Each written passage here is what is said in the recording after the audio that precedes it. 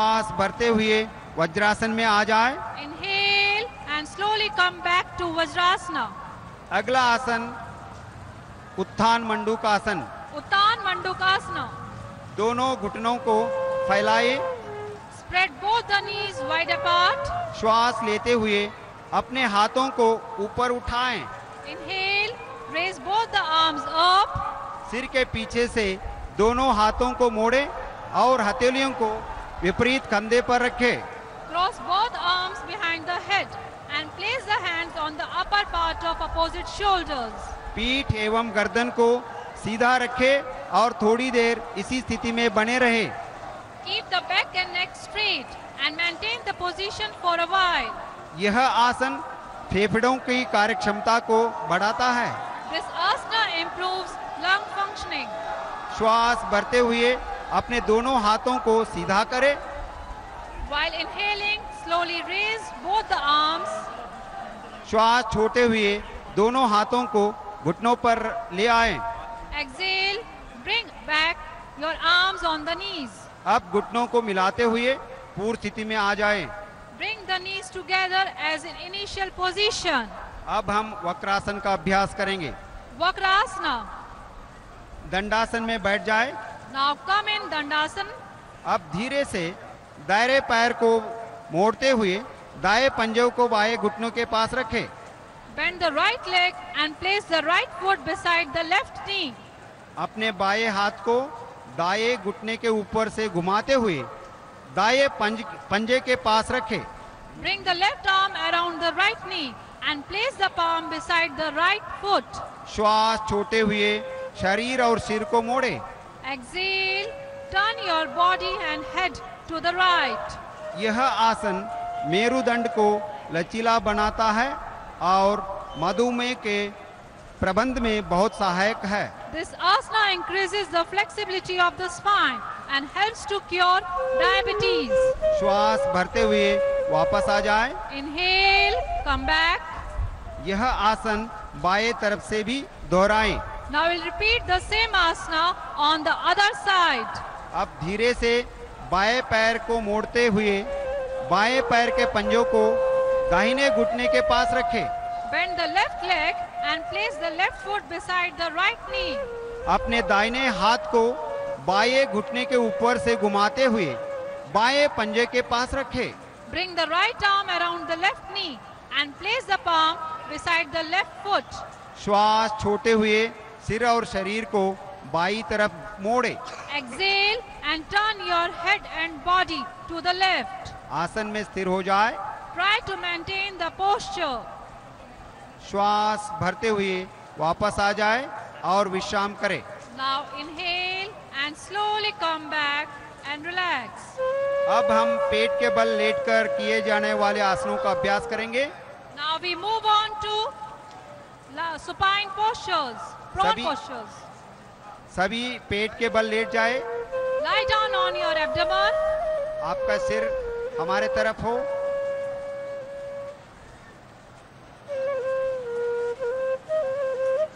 सर्वप्रथम मकरासन का अभ्यास करेंगे। The first asan, Makarasana. अपने दोनों पैरों के बीच थोड़ी दूर बनाएं। Keep your feet wide apart. अपने सिर को हथेलियों पर रखें और आराम करें। Rest your head on your palms. यह आसन विश्राम के लिए है और शरीर व मन को संतुलित रखता है। This asana is for relaxation and create the balance between the body and mind. अब हम भुजंग आसन का अभ्यास करेंगे। The Bhujangasana. दोनों पैरों को मिलाएं। Join your legs together. श्वास भरते हुए अपने दोनों हाथों को सीधा करें। Inhale and stretch your arms. श्वास छोड़ते हुए अपने हाथों को मोड़े और अपनी हथेलियों को सीने के पास रखें। Exhale, place your hands beside your body in line with your shoulders. श्वास भरते हुए नाभि वाले भाग तक अपने ठुड्डी और छाती को उठाएं। Inhale and lift the chin and chest up to the navel region. यह आसन पीठ का दर्द कम करने और तनाव मुक्त होने में सहायक है। This asana helps to strengthen the back muscles and reduce stress. अब श्वास छोड़ते हुए सामान्य स्थिति में वापस आ जाए। Exhale and release the posture. Makarasana में आराम करें। Now relax in Makarasana. अब हम शलभासन का अभ्यास करेंगे। Shalabhasana. अपने पैरों को जोड़े, Again join your legs. अपने हाथों को जंघाओं के नीचे दबाएं, Put both the arms beside your thigh. हथेलियों को आसमान की तरफ रखें, Keep your palms facing upward. ठुड्डी को जमीन से लगाएं। Keep the chin on the ground. श्वास भरते हुए अपने पैरों को उठाएं, Inhale and raise your legs up. इसी स्थिति में बने रहें। Try to maintain the posture. यह आसन सायटिका दर्द को रोकने में मदद करता है। This asana helps to prevent sciatica. श्वास छोड़ते हुए अपने पैरों को नीचे लाएं Exhale, bring the legs down और आराम करें। and relax. अब हम पीठ के बल लेटकर किए जाने वाले आसनों का अभ्यास करेंगे। Now we move on to supine postures. पीठ के बल लेट जाएं। Lie down on your back. सबसे पहले सेतु बंधासन का अभ्यास करेंगे। Setu Bandh Asana. दोनों घुटनों को मोड़ते हुए अपने एड़ियों को नितंब के नजदीक लाएं। Bend your both knees and bring your heels towards the buttocks. अपनी एड़ियों को पकड़ ले। Hold your knee ankles. अब श्वास लेते हुए नितंब व कमर को ऊपर उठाएं। Inhale and raise your buttocks and trunk to form a bridge. इस स्थिति में बने रहे। Maintain the posture. यह आसन अवसाद एवं चिंता से मुक्त करने में और पेट की मांसपेशियों को मजबूत बनाने में सहायक है। This asana helps to relieve depression and strengthen abdominal muscles. श्वास छोड़ते हुए वापस आएं। Exhale and come down. पीठ के बल विश्राम करें। Now relax on your back. अब हम उत्तान पादासन का अभ्यास करेंगे। Uttan Padasana. पैरों को मिलाएं, Join your legs. हाथों को सीधा करें, हथेलियों जमीन पर हो। Hands should be placed by the sides. श्वास लेते हुए दोनों पैरों को ऊपर उठाएं और 30 डिग्री का कोण बनाएं। While inhaling, slowly raise both the legs up to 30-degree angle.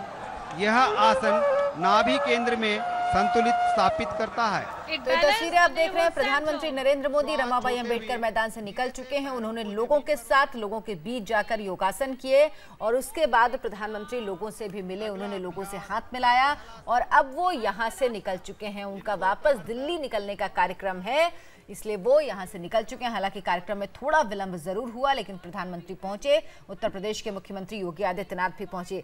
प्रधानमंत्री ने कहा कि योग जन जन और घर घर का हिस्सा बन चुका है और अंतर्राष्ट्रीय स्तर पर योग को मान्यता मिलने के बाद लगातार इसके प्रति लोगों की दिलचस्पी बढ़ी है और पिछले 3 साल में कई ऐसे योग संस्थान खुले हैं।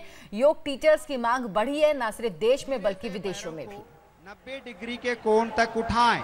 Inhale and slowly raise both the legs up to 90-degree angle. इस अवस्था में नितंब से कंधे तक शरीर बिल्कुल सीधा रहे। The body from hip to the shoulder should be kept straight. यह आसन कब्ज और हाइपरटेंशन को दूर करने में लाभदायक है। This asana helps to cure constipation and hypertension. श्वास छोड़ते हुए धीरे से पैरों को वापस लाएं और विश्राम करें। Exhale and slowly bring both the legs down and relax. अब हम पवन मुक्तासन का अभ्यास करेंगे। Now we move on to Pavan Muktasana.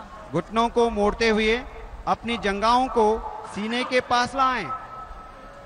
Join your legs, bend the knees and bring the thighs to the chest. दोनों हाथों की उंगलियों को आपस में फंसाते हुए टांगों को पकड़े। Interlock your fingers and hold your shin. श्वास छोड़ते हुए सिर को उठाएं, Exhale, raise your head up. स्थिति को बनाए रखें। Maintain the posture.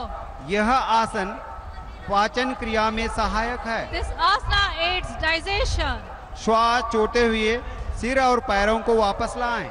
Exhale, bring the head and leg down. अब हम शवासन का अभ्यास करेंगे। Now we move on to Shavasana. पैरों को हाथों के बीच उचित दूरी पर रखें। Keep your arms and legs apart. हथेलियां आसमान की ओर खुली हो। Palms facing towards the sky. आंखें बंद करें, Close your eyes. गहरा सांस ले और छोड़े। Take a deep breath and exhale. शरीर के प्रत्येक अंग के प्रति सजगता का भाव रखे और स्थिति हो जाए। तो इस वक्त रमाबाई अंबेडकर मैदान से सीधी तस्वीरें आप देख रहे हैं और इस वक्त हमारे साथ योग गुरु स्वामी विशालानंद जी भी मौजूद हैं स्टूडियो में। इस वक्त जो योग क्रिया चल रही है इसके बारे में थोड़ी जानकारी दें। इस समय सभी आसन लोग कर रहे हैं और मैं यदि गति देखूं तो बहुत तीव्रता से कर रहे हैं। इतनी जल्दी योगासन होते नहीं है, बहुत धैर्य से, बहुत मन को स्थिर रखने के लिए होते हैं, मन को स्थिर करने के लिए होते हैं। परंतु यहाँ जितना ही चंचलता रहेगी, अर्जुन ने भी भगवान श्री कृष्ण से कहा था चंचलम ही मना, कि भगवान मन बहुत चंचल है, इसे कैसे नियंत्रित किया जाए। तो यदि हम यहाँ देखें तो यहाँ आसनों में बहुत तीव्रता से जिस तरह से किए जा रहे हैं, इतनी तीव्रता से आसन होते नहीं हैं, बहुत धैर्य से होते हैं। और विशेष रूप से आज जो बात मोदी जी ने कही कि ये योग हमें समत्व की ओर ले जाता है, अर्थात जहाँ पे व्यक्ति से समष्टि की तरफ, और हमारे अंदर समत्व भाव को पैदा करता है, जिसके विषय में गीता में भी कहा समदुखे सुखे कृत्वा लाभा लभो जया जयो। अर्जुन को भगवान कृष्ण कहते हैं, अर्जुन अपने मन को समभाव की ओर लेकर आ, उस परम योग को जान, उस योग के मूल को जान, जिसके द्वारा तेरा मन स्थिर हो जाएगा। और यहाँ पर भी आज जो देखें, एक पहला कदम है, एक प्रयास है कि आज हमारे हजारों लाखों युवा पूरे देश भर में योग की तरफ अपना पहला कदम कम से कम बढ़ाया। ये शुरुआत है और आगे आगे अब हमने देखना है कि ये जो संगच्छद्वम की भावना है, जिसके विषय जो आज प्रार्थना ही थी पहली, संगच्छद्वम संवदध्वम संवो मनांसी जानकाम। हम अपनी चर्चा जारी रखेंगे, लेकिन एक बार ये तस्वीरें हम बता दें। योगी आदित्यनाथ यहाँ पर नजर आ रहे हैं और डिप्टी सीएम भी यहाँ पर मौजूद है और साथ ही साथ राज्यपाल को भी आप देख सकते हैं। और यही जो एक काबिलियत है और ये जो एक अंदाज है लीड फ्रॉम फ्रंट का, जिसकी हम लगातार बात करते आए हैं। और बारिश के बीच में मैट्स गीले हैं, दरिया गीली हैं, लेकिन उसके बावजूद यहाँ पर मुख्यमंत्री अगर खुद लोगों के बीच में योग करते हैं, योगी जी के कपड़े भी पूरे गिले हैं, योगी जी के कपड़े भी पूरे गिले हैं कि चाहे कैसी भी परिस्थिति हो, अगर कुछ नियम बनाए गए हैं, अगर लोग वहां पर मौजूद हैं, तो क्या आम और क्या खास सब एक साथ। बिल्कुल, और खासियत यह है कि कोई विशेष मंच पे ये मौजूद नहीं है जहां पर सब लोग हैं, खुला हुआ आसमान है, बारिश आ रही, वहीं पर मुख्यमंत्री, राज्यपाल और डिप्टी सीएम भी उत्तर प्रदेश के मौजूद हैं और खुद योग प्राणायाम कर रहे हैं। निकिता, योग के बारे में एक अलग कॉन्सेप्ट निकला है, पावर योगा। पावर योगा क्या है, इसके बारे में बताएं। देखिए, पावर योगा नाम की कोई चीज़ होती नहीं है। आपको बस थोड़ा सा मैं बता दूं कि जब हम योग की बात करते हैं तो उसकी शुरुआत कैसे हुई थी। 10,000 साल पुरानी साइंस है योग, जहां अगर आप हड़प्पा और मोहनजोदारो की देखें तो वहां पर जो पहले गुरु थे, लॉर्ड शिव और माता आदिशक्ति, उनके मेडिटेटिव पोस्चर्स दिए गए हैं और जो आपकी अंदरूनी शक्ति का जो संचालन होता है वो दिखाया गया है। तो पहले ये होता था योग। उसके बाद आया पतंजलि योग, जो हमें 5,000 साल पहले लिखित है। इसमें आता है आपका यम, नियम, आसन, प्राणायाम, प्रत्याहार, धारणा, ध्यान, समाधि। इससे पहले सिर्फ षट कर्म होते थे और मंत्र जो आपको गुरु से दिया जाता था। हठ योग की जब हम बात करें, क्योंकि देखिए युग, हर युग में जब युग बदला है तो आपका जो थॉट प्रोसेस है वो बदला है, और क्योंकि थॉट प्रोसेस बदला है तो जो इंसान का शरीर है और उसके जो अन्य लेयर्स हैं, कोश है, उसमें भी परिवर्तन आया है। तो जब हम हठ योग की बात करते हैं, हठ योग में 84 आसन हैं और उसमें प्राणायाम दिए गए। हालांकि जब हठ योग की बात करते हैं वो एक तांत्रिक ट्रेडिशन है, और जब हम तंत्र की बात करते हैं तो वो ब्लैक मैजिक नहीं है। योग और तंत्र साथ साथ जाते हैं। इनफैक्ट जब तंत्र की बात करते हैं तो 2 शब्दों से आता है, तनोति और त्रियति, जिसका अर्थ है एक्सपेंशन और लिबरेशन। तो ये प्यूरिफिकेशन टेक्निक्स हैं, क्योंकि जब आपका जो प्राणमाया कोश है, जब उसमें जो ब्लॉकेजेस है वो खुलती हैं, तभी योग का पर्पस क्या है, आपकी चेतना का elevation to expand your consciousness. और वो तभी हो सकता है जब गुरु आपको मंत्र देते हैं, और अब तभी आपने वो जो कुंडलिनी शक्ति है उसका जो ऊपर मूवमेंट है वो तभी होगा, तभी संभव हो पाता है। विशालानंद जी, ये तीसरा इस वक्त अंतर्राष्ट्रीय योग दिवस मना रहे हैं, इसको हम पूरे विश्व की दृष्टि से क्या कल्चरल डिप्लोमेसी कह सकते हैं, जिस तरह से अंतर्राष्ट्रीय स्तर पर इसकी शुरुआत हुई योग की, और इसके बाद क्या, जिस तरह से प्रधानमंत्री ने भी कहा कि योग टीचर्स की मांग बढ़ी है, योग संस्थान खुले हैं, यानी लोगों को रोजगार भी मिला इससे। प्रधानमंत्री ने भी बताया, यूनेस्को ने इसे intangible cultural heritage of humanity का दर्जा दिया है योग को। आज तक देखें तो आज तक सारी चीज़ों को सिर्फ जीडीपी और इकोनॉमी से नापते और तोलते आए हैं कि कितना हमारी इससे जीडीपी कितनी बढ़ेगी, हमारी इकोनॉमी को क्या बेनिफिट होगा। हर देश इन्हीं चीज़ों से देखता आया है। परंतु प्रधानमंत्री जी ने एक बड़ा सरल सा उदाहरण देकर बताया, जैसे नमक का उदाहरण दिया कि खाने में नमक ना हो तो खाना बेस्वादा हो जाता है, परंतु यदि नमक अधिक हो तो भी बेस्वाद हो जाता है। तो उन्होंने ये योग इसी प्रकार से है कि ये पूरी दुनिया को जोड़ने में एक जैसे माला के अंदर धागा होता है परंतु वो दिखता नहीं है, परंतु वो पूरी माला को जोड़ के सभी फूलों को जोड़कर रखता है। ये योग वही एक कार्य कर सकता है, कर रहा है बल्कि, और करेगा भी पूरी दुनिया को संगठित करने में। यानी इससे दूसरे शब्दों में विशालानंद जी ये भी कहा जा सकता है कि संस्कार से जुड़कर, प्रकृति से जुड़कर जो हमारी आत्मा है और हमारा शरीर है, उन दोनों की अनंत क्षमताओं को उजागर करता है। बिल्कुल। आपको हाल ही की एक छोटी सी घटना बताऊं, 2 सप्ताह पहले की बात है, जिस समय चर्चा चल रही थी पेरिस समिट को लेकर, तो अमेरिकन प्रेसिडेंट ने, ट्रंप ने कहा कि we are not bound to follow what Paris has to say to us. और तो उन्होंने इंडिया के ऊपर कई तरह के एलिगेशंस लगाए कि इंडिया कार्बन फुटप्रिंट्स के नाम पे पैसा billion of they are screwing us and they are taking billions and billions of dollars, और कितनी बातें उन्होंने कही। हमारे प्रधानमंत्री एक बड़ा सरल सा जवाब आया, इधर पेरिस और no Paris, we will stand by our commitments। और यही हमारी जो योग यही कहता है कि मनुष्य और प्रकृति के बीच का जो सामंजस्य है वही योग है। We have to stand by our commitments। हमें प्रकृति के साथ, हमें नेचर के साथ जोड़कर सभी मानवता को, मानव मूल्यों को जोड़कर आगे बढ़ना है। यदि हम केवल इंडस्ट्रियलाइजेशन और इकोनॉमी और इन्हीं चीजों को देखते रहेंगे, मानव के अंदर शांति कब आएगी? हमारे गुरुदेव श्री आशुतोष महाराज जी कहते हैं, मानव में क्रांति और विश्व में शांति केवल आत्मज्ञान, आत्मयोग, आत्मोत्थान से ही संभव है, उसके बिना संभव नहीं है। इसलिए समाज में और विश्व में शांति लाने के लिए योग एक बहुत बड़ा अपना एक योगदान दे सकता है। कह रहे हैं समाज की बात जहां पर होती है, और समाज की शुरुआत होती है एक बच्चे से। वो स्कूल में पढ़ने के लिए जाता है, वो परिवार से संस्कार सीखता है, उसके बाद समाज में जाके वो अपना व्यवहार धीरे धीरे बदलता है। तो क्या आपको लगता है कि आज ये वो मौका है, जैसे हमने भी अपने स्कूल में पढ़ाई की, फिजिकल एजुकेशन के लिए हमारे पास एक पीरियड हुआ करता था, तो फिजिकल एजुकेशन में अब योग को नियमित अभ्यास के तौर पर बच्चों को सिखाया जाए, जिससे कि अभी वो संस्कार अगर डेवलप होंगे उनके अंदर तो वो आगे जाते जाते धीरे धीरे और पल्लवित होंगे। इसमें एक बार समझना बहुत इंपॉर्टेंट है। एक तो सबसे पहले मैं कहूंगी कि बहुत ही गर्व की बात है कि मोदी जी ने जो हमारी भारतीय संस्कृति है, सभ्यता है, योग है, वो इंटरनेशनल मैप पे ले आए हैं। लेकिन सही मायने में जिसे योग कहा जाता है, क्योंकि मोदी जी ने ये खास कहा है कि जब हम योग की बात करते हैं, एक तो बिजनेस नहीं है, तो कमर्शियलाइजेशन नाम की कोई चीज उसमें होती नहीं है, और ये भी नहीं होता कि आप उछल कूद करो, वो उसे योग नहीं कहा जाता है। जब हम, आपने जैसे बात की कि जैसे बच्चों को भी सिखाना दे, जितनी आप यंग एज में शुरू करें उतना ही आपके लिए बेटर है। क्यों? एक ये बात समझना बहुत इंपॉर्टेंट है कि जब आप कभी भी योग की बात करते हैं, जब भी आप इंसान की बात करते हैं, हमें ये हमेशा याद रखना चाहिए कि हम सृष्टि का हिस्सा हैं। चाहे वो मनुष्य है, चाहे वो पशु है, चाहे वो कोई भी क्रीचर है, हम सब इस सृष्टि का हिस्सा है। तो हम ये नहीं कह सकते कि वो सेल्फिश थॉट प्रोसेस हम नहीं रख सकते कि हम सिर्फ अपने बारे में सोचेंगे, हम सिर्फ अपना ही करेंगे।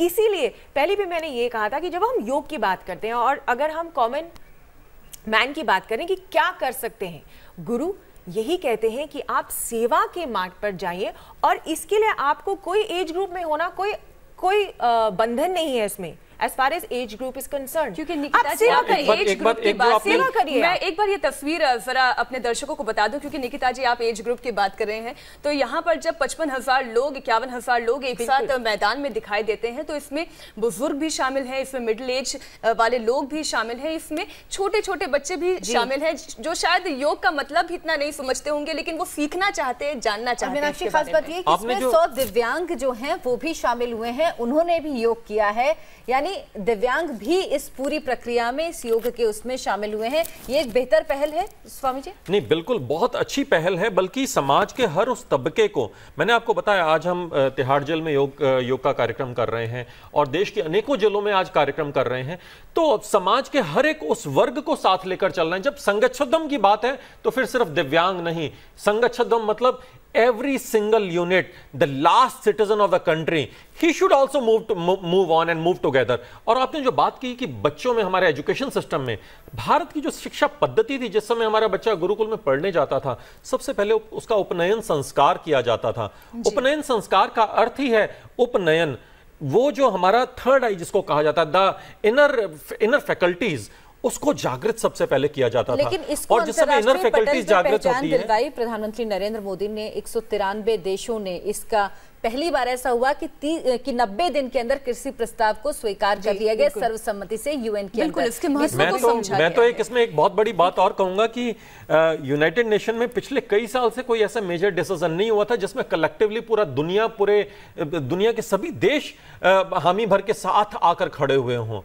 पिछले आप देखें 2 या 3 दशकों में पहला एक ऐसा निर्णय आया है जिसको सर्वसम्मति, जिसका रेजोल्यूशन यूएन ने पास किया, जिसको पूरी दुनिया के सभी देशों ने, चाहे वो इस्लामिक कंट्रीज हों, चाहे वो यहूदी देश हों, चाहे वो क्रिश्चियन कंट्रीज हों, जितने भी देश थे, सभी आस्थाओं और मान्यताओं को मानने वाले देश, वो सब इस योग के पथ पर चले। ये एक भारत के लिए बहुत गर्व का विषय है और इस पे पूरे भारत के हर एक इकाई को संगठित होकर, ये कोई विवाद का विषय ही नहीं है, इस पे हर एक इकाई को संगठित होकर साथ चल देना चाहिए। और इसमें एक बहुत इंपॉर्टेंट पॉइंट है जो आपने भी रेज किया कि अगर हम बच्चों की बात करें, एज ग्रुप्स की बात करें, तो इसमें कितनी बहुत ही सुंदर भावना है कि जब हम योग की बात करते हैं, जैसे योगी अश्विनी जी भी कहते हैं ध्यान आश्रम के, कि योगा सेट्स यू फ्री।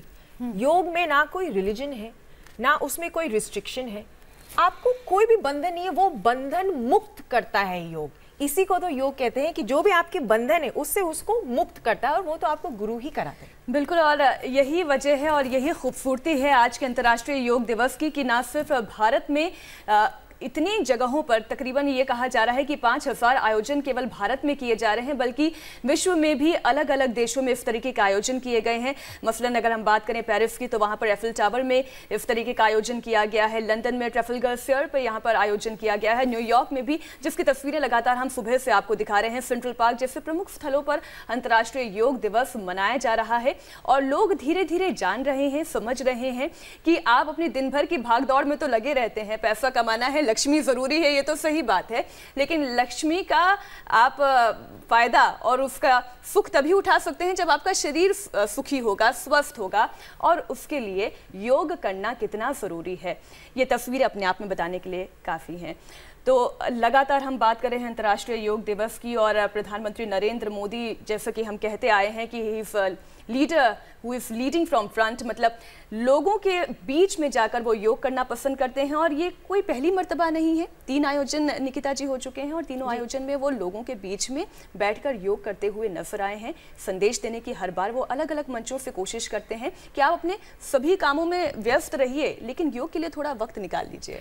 देखिए, योग एक ये नहीं है कि आपने एक दिन कर लिया और फिर आपने छोड़ दिया। जैसे कि हम खाते हैं, आप श्वास लेते हैं, आप सोचते नहीं है जब आप श्वास लेते हैं, it is an on going process. वैसे भी जब हम योग की बात करते हैं, ये एक कंटिन्यूस, एक रेगुलर प्रैक्टिस होती है। जैसे पहले एक सवाल उठा था कि क्या कर सकते हैं हम। सबसे पहले मैंने पहले भी कहा था, एक सनातन क्रिया है जो योगी अश्विनी जी ने बनाया है। ये आपको क्या करता है, आपके पूरे शरीर को, जो आपके 5 लेयर्स हैं, 5 कोश हैं, उनको संतुलन में लाता है।